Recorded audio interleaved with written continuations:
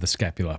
As far as promotion, you said you'd like to see a revival of it. Yeah. What would need to happen? Faith, I love the Mother of God, all these things, but yes. I mean, do you all ever think about that? It feels like if there was anyone in a place to help bring about this revival, it would be the Carmelites. I would hope so. Yeah. I would hope so. God uses, he lifts up all kinds of people. Like actually, I was just talking to Deacon Michael last night, and he's teaching on St. Robert Bellarmine, who's a Jesuit, of course, doctor of the church. But he kind of saved the scapular in a lot of ways. Really? Because there was a lot of arguments about the historicity of it and some of these kind of extravagant promises attached to it, and the Carmelites would preach it all over, and so people didn't like it and actually denounced them to the Holy Office. And the Holy Office studied the question, and it was looking like, again, kind of like St. Simon Stock and the suppression of the order, it was looking like perhaps the scapular might be suppressed even. You wouldn't be able to preach it, and Robert Bellarmine was raised up, and he defended it, and he kind of showed why we can preach it, and with a couple caveats, don't go to extremes, but yeah, so it was like God used this good holy Jesuit to help save the scapular, so he can use whoever, right, for it, but I think in our day, the hope is that as Carmelites we can really just keep promoting it, and like you said, love for the Mother of God. Consecration, I think that's like one angle that I appreciate even more now, is that like it really can be a sign of consecration. And that's kind of what it was originally. Like Carmelites were like early on in the sort of understanding of consecration, like Carmelites kind of like stood for that in a way. People thought like, if I want to like belong to Mary's order, like be totally Marian, I'll become a Carmelite. That was like a lot of motivation for a lot of people in the early days to become Carmelites. And so now, that Carmelite spirit consecration has spread, has exploded in the church. But I think the scapular can be like really, it's almost like this primal sign of like totally belonging to Mary, and she clothes you like she clothes her child, and protects you, and just like you're totally safe in her arms. I think of like St. Juan Diego, and that promise of Our Lady Guadalupe, like, what do you have to fear? Am I not here? I who am your mother. Beautiful. Yeah. So what were the Carmelites like shortly before the revival? What was it, the 15th century, John of the Cross in Avila, or 16th? 16th century, yeah. Because it's funny, sometimes you'll read about the lives of saints and they'll complain about how they're great sinners, and you're reading their stories being like, okay, you're just showing off. You're like the kid who gets a B, or a kid who's going to get an A, but you're saying you failed it when I know I actually did fail it. So it's just frustrating sometimes. That said, you read the stories about John of the Cross, whose fellow Carmelites are like, you can correct me if I'm wrong, but like locking him in a closet, maybe torturing him, or anyway. So we'll get to that. But so what was the state of the Carmelite order prior to the Reform, and how did the Reform come about? Yeah, no, this is one of these.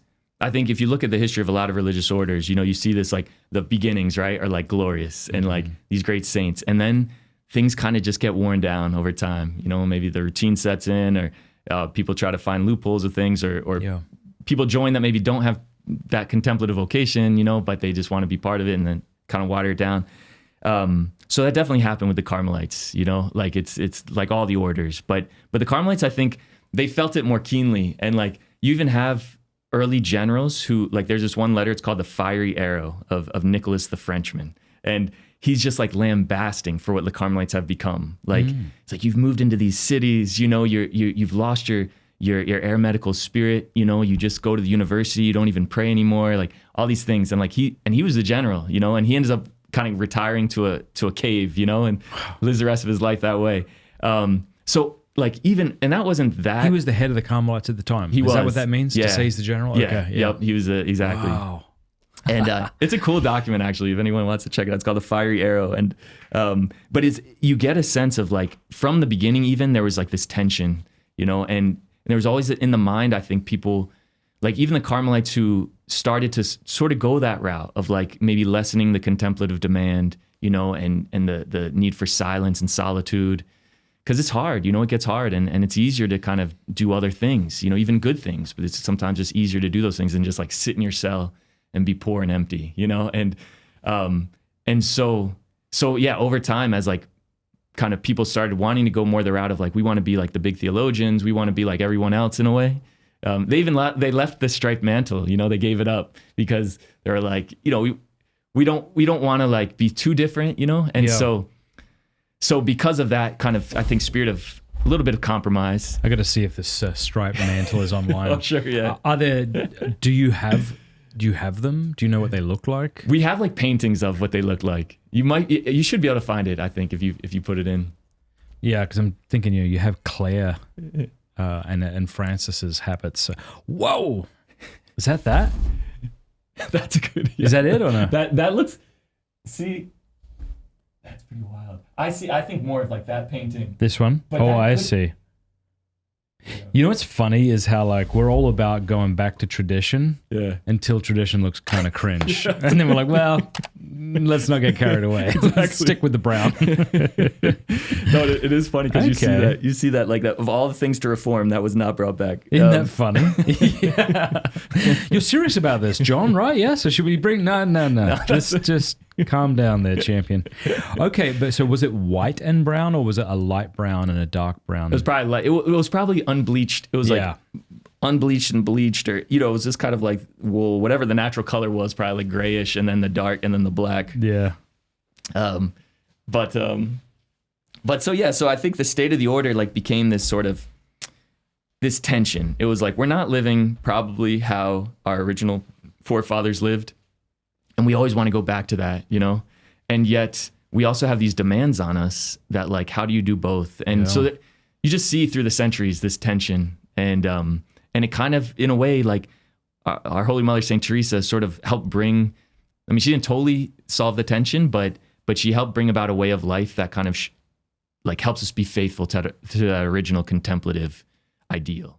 I want to tell you about Hallow, which is the #1 downloaded prayer app in the world. It's outstanding. Hallow.com/Matt Fradd. Sign up over there right now and you will get the first 3 months for free. That's like a lot of time.